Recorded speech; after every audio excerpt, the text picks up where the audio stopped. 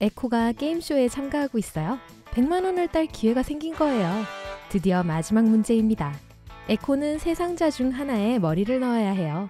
첫 번째에는 전선이 매달려 있어요. 두 번째에는 수백 개의 파리 지옥풀이 있어요. 세 번째 상자에는 수십 마리의 정갈이 있어요. 상금을 받고 안전하게 있으려면 어떤 상자를 선택해야 할까요?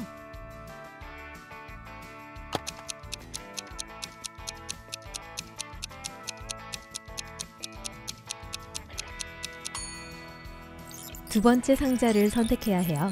파리 지옥풀은 사람을 해치지 않아요. 에밀리아의 삼촌은 지하에 있는 연구실에서 비밀 프로젝트를 하는 미스터리한 인물이었어요. 에밀리아는 연구실에 절대 들어갈 수 없었죠. 그래서 어느 날 삼촌이 커피 마시러 갔을 때 에밀리아가 그의 연구실에 몰래 들어가기로 했어요. 그때 문이 등 뒤에서 닫히며 자동으로 잠겨버렸습니다. 실험실은 순간이동 기계였어요. 이 기계는 에밀리아를 세 곳 중 한 곳으로 데려갈 수 있어요. 첫 번째 장소는 타이타닉호가 침몰한 바다였어요. 두 번째는 폼페이시였죠. 수세기 전에 그곳에서 화산이 폭발했어요. 마지막 장소는 버뮤다 삼각지대였어요. 에밀리아가 가기 가장 안전한 곳은 어디죠? 저라면 폼페이를 택하겠어요. 타이타닉이나 버뮤다 삼각지대에 간다는 건 바다 한가운데로 가게 되는 거예요. 그리고 폼페이의 화산은 수세기 전에 폭발했어요. 이제 거기 가는 건 안전해요. 기디언은 어두운 지하 감옥에 갇혔어요. 탈출구는 세 곳이 있습니다. 첫 번째 문 뒤에는 환각을 일으킬 수 있는 독벌들이 가득한 방이 있어요. 두 번째 문 뒤에는 산소가 없는 방이에요. 세 번째 문 뒤에는 불친절한 외계인으로 가득 차 있는 방이에요. 그는 어느 길을 선택해야 할까요?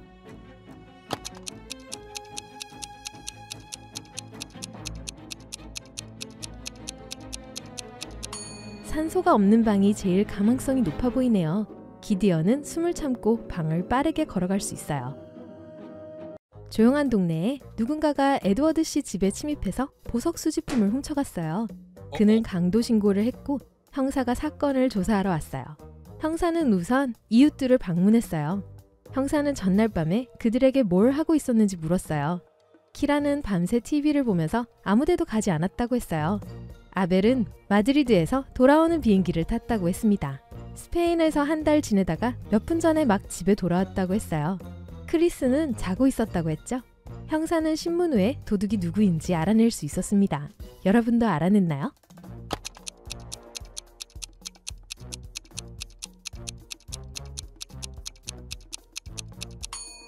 아벨이었어요. 방금 집에 돌아왔다고 했지만 부엌 식탁을 보세요. 거기에 신선한 과일이 놓여 있어요. 만약 한 달 동안 집을 비웠다면 과일은 지금쯤 썩어 있었을 거예요. 춥고 비 오는 날이었어요. 켈럼 형사가 사무실에 있을 때 호텔 청소부로부터 전화가 걸려왔습니다. 한 객실에서 의식을 잃은 여성을 발견했다는 신고였죠. 켈럼 형사는 바로 도착했어요. 그때 이름이 안나인 그 여자는 이미 정신을 차린 상태였습니다. 형사는 주변에 도와줄 수 있는 사람이 있는지 물어보았어요. 안나는 언니가 있다고 했어요. 하지만 언니는 안나가 도착한 것에 대해 아무것도 모르고 있어요. 왜냐하면 언니를 놀라게 해주려고 몰래 왔기 때문이죠. 형사는 안나의 언니에게 전화를 걸었습니다. 당신의 여동생이 도시에 왔는데 누군가에게 공격을 받았어요. 가능한 한 빨리 와주세요. 그 여자는 도착하자마자 체포되었습니다. 왜일까요?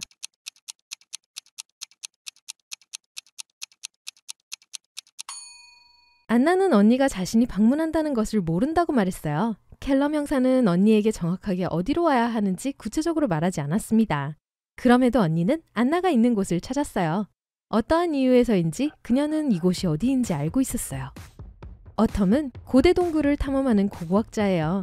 한 달간의 탐험 후 상자가 3개 숨겨진 곳을 발견했어요. 이 중 하나엔 금이 숨겨져 있어요. 하지만 만약 상자를 잘못 고르면 동굴에 영원히 갇히게 됩니다. 첫 번째 상자 쪽지에는 금은 두 번째 상자에 없다. 두 번째 쪽지에는 금은 1번이나 3번 상자에 있다. 그리고 마지막 쪽지엔 여기엔 금이 없다. 그녀는 어떤 상자를 열어야 할까요?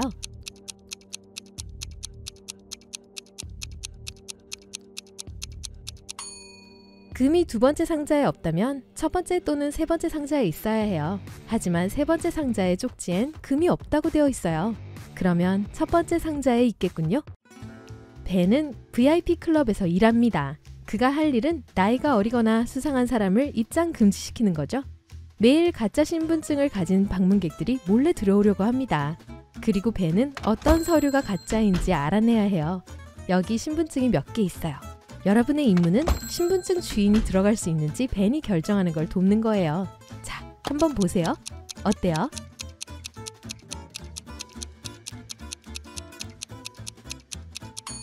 그녀는 28월 13일에 태어난 것 같네요. 이 신분증은 진짜가 아닌 것 같아요.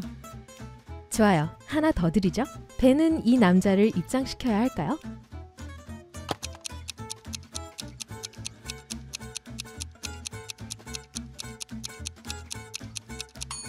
이 사람은 46살인 것 같아요. 하지만 사진을 보면 10대처럼 보이죠? 벤은 이 사람을 들여보내면 안 될 것 같아요. 수상하네요. 이번엔 어때요? 들여보낼까요? 아니면 쫓아낼까요?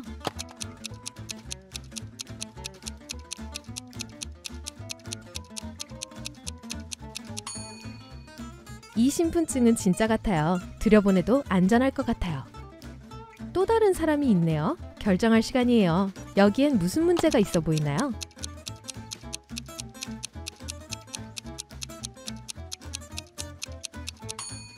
아니요, 제가 보기엔 괜찮아 보이네요.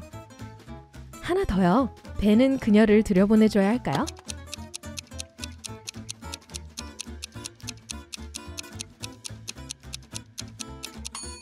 주소를 보세요. 미국, 캐나다? 이상하네요. 가짜 신분증일 거예요. 그래서 아니오예요. 메이슨은 다른 지역에 사는 할머니를 만나러 갔어요. 할머니 집에 있는 동안 그의 자전거를 도둑맞았습니다. 메이슨은 경찰을 불렀어요. 그는 존스 씨가 자전거를 가져가는 걸 봤다고 했어요. 존스 씨는 항상 말다툼을 하던 이웃이었죠. 메이슨과 형사는 존스 씨를 방문했어요. 경찰관은 그 남자에게 자전거를 훔쳤는지 물었어요.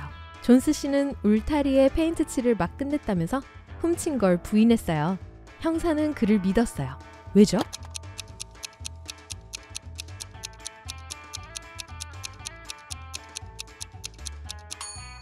그의 이야기는 사실인 것 같아요. 울타리 옆 잔디밭에 페인트가 새로 칠해져 있어서 존스 씨가 최근에 울타리를 칠했다는 걸 증명하고 있죠.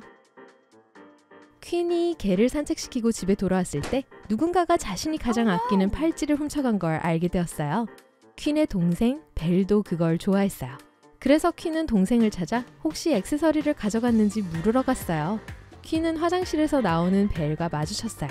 벨은 계속 샤워하고 있었다면서 팔찌를 가져가지 않았다고 부인했어요. 언니 방에 들어갈 시간도 없었다고 했죠. 퀸은 욕실을 살짝 보더니 벨이 샤워한 것에 대해 거짓말했다는 걸 알았어요. 어떻게 알았죠?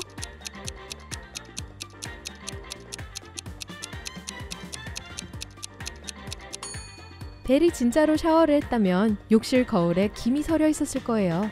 하지만 보세요. 완전 깨끗하잖아요. 이 도시에서 가장 돈 많은 부인인 앤더슨이 축구 경기를 보러 왔어요. 부인은 첫 번째 줄에 가장 좋은 자리에 앉아 있었어요. 경기 중간에 앤더슨 부인은 누군가가 자신의 다이아몬드 목걸이를 훔쳤다는 걸 알아차렸어요. 다행히도 바로 옆에 형사가 앉아 있었어요. 그는 주변 사람들을 관찰하기 시작했어요. 한 사람이 그의 주요 용의자가 되었어요. 여러분은 누가 의심스러운가요? 봐요. 저기 등번호 7번을 달고 축구선수 복장을 한 남자가 있어요. 그런데 보시다시피 7번은 경기 중이에요. 누군가가 들키지 않게 선수처럼 옷을 입은 걸 거예요. 애비는 애인과 같이 살아요. 그녀는 아직 부모님에게 자신의 관계를 말하고 싶지 않았어요. 그래서 아직은 비밀로 했죠. 한 번은 다른 도시에서 엄마가 애비를 방문하기 위해 왔어요. 그때 애비의 애인은 출장 중이었어요. 그래서 그녀는 혼자 사는 척하기로 결심했죠. 그럼에도 엄마는 애비가 누군가와 사귀고 있다는 걸 알 수 있었어요. 엄마는 어떻게 알아냈을까요? 욕실에 칫솔이 2개 있어요. 그중 하나는 다른 사람의 것일 가능성이 높죠. 앨리스와 다코타는 주말에 도시의 동물보호소에서 일합니다. 앨리스는 개를 산책시키고 다코타는 고양이들에게 먹이를 줍니다. 누가 뭘 잘못하고 있죠?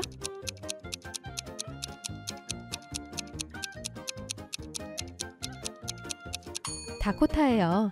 고양이에게 개 사료를 주고 있어요. 소피와 에버가 공원에서 소풍을 하고 있었습니다. 소피는 남동생과 통화를 하고 있고 에버는 덤불에서 열매를 따먹고 있습니다. 누가 더 바보 같은가요?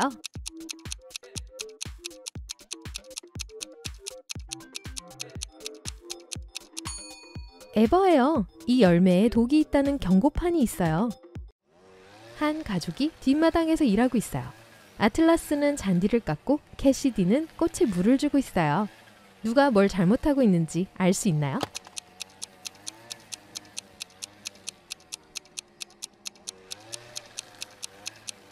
아틀라스예요. 잔디가 안 깎이는 걸 보니 잔디 깎는 기계가 제대로 작동 안 된 것 같아요.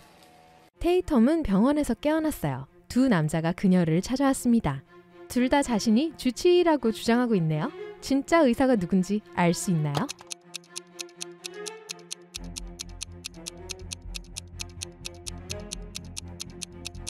보세요. 이 남자의 이름표에는 올리비아라고 쓰여 있어요. 진짜 의사는 오른쪽에 있는 사람이란 뜻이죠. 그리고 왼쪽에 있는 사람이 다른 사람의 유니폼을 훔쳤을 거예요. 두 학생인 엘사와 아일라는 공원에서 오후를 보내고 있습니다. 엘사는 풀밭에 앉아서 점심을 먹고 있고 아일라는 벤치에 앉아서 책을 읽고 있어요. 누가 더 바보 같은가요?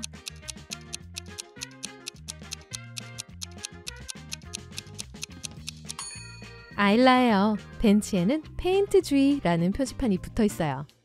에반스 부인은 점심을 먹으러 카페에 왔다가 딸인 스칼렛이 테이블 하나에 앉아 있는 걸 보았어요. 에반스 부인은 그녀에게 다가가 왜 학교에 안 있는 건지 물었어요. 스칼렛은 마지막 수업이 조금 일찍 끝났다고 말했어요. 그리고 아이스 커피 마시러 여기에 몇 분 전에 왔다고 했어요. 5분 안에 나가기로 약속했죠. 그럼에도 불구하고 에반스 부인은 스칼렛을 믿지 않았고 학교에 결석했다고 벌을 주었어요. 왜일까요? 스칼렛의 커피에 있는 얼음이 이미 녹았어요. 그렇다면 얘기한 것보다 훨씬 더 오랫동안 이곳에 있었다는 것을 의미하죠.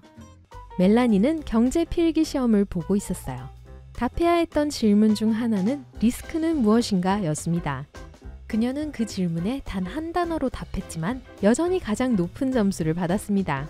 멜라니가 쓴 단어가 뭐였을까요?